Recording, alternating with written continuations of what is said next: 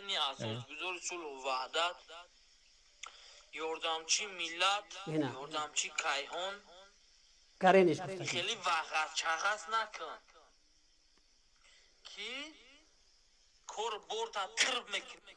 خلاصه این خیلی یک پیغام، این یک پیغام عادیش بدم مدعی دشنامه هم زیاد است. یکی بعد از یک روز تلفن کردنش، صحبت کردنش، خلاصه من نمیدونم که او را انا خداوند هدایتش کرد این طرف یا که همون بچه تلفنش کرد او هدایتش کرد به این طرف، او راهنماییش کرد. خلاصه به همین شکل برای همین من برای بچه‌ها گفتم که شما اگر واقعا شما میخواین که من قطعی نو چاپلوس گپ زدیم، من رقمای چاپلوس هم میپرتم تو گپ زنین قطعی، چون یه بچه شما مرد نخی نترسین، یا چاپلوس میبره این قدر دشنام میکنه یک مبارزه دیگر برادران ما قطعی تونیم، ما قطعی تونیم، ما قطعی تونیم.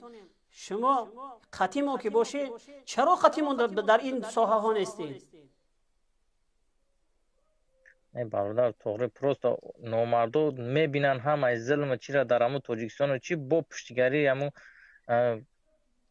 کلادم سگ بالدوق هم میگیرن برای نمو قدر میگن که زنگ بزنیم که نکنن هم خیلی کروشون روزی ای روزو مردم میخزه و خیال نکنن که ما مرد اگه تمام اگه همه وقت ولاز دادشون های انشالله نزدیک شدگی او روزا پروست نکنن نامرد نشون. او برادر سلمان اقرار میکنن، او برادر دیگرش هم میبرن در پراموی افیرو اقرار میکنن. ما برای هم قدر میگم چاپلوسشون نکنن، خیلی اقرارشون نکنن. اگه نمیشه در جمع بگردیم برادر اقرارش کنیم. نه ما میتونیم که اقرارشون کنیم، نه که نمیکنیم برادر. بله راست. خب به هر صورت پیغامی تو نکنن نامردشون. ای پشت یک کلادم نخیزن چی نکنن ظلم در تاجیکستان رفته سه کاری در تاجیکستان رفته سه برادر این نم خیلی روشا دیده سن پروسا شیطونی که سن شمشون کور گرفته گشتن پروسا نمی شما را میبرن میگن که شما دروغ میگی در چه دروغ گفته سن نمیدونم. من مردم هم از ظلم دیده سه چی کیسه بود خدوزادای طریق گفته سن.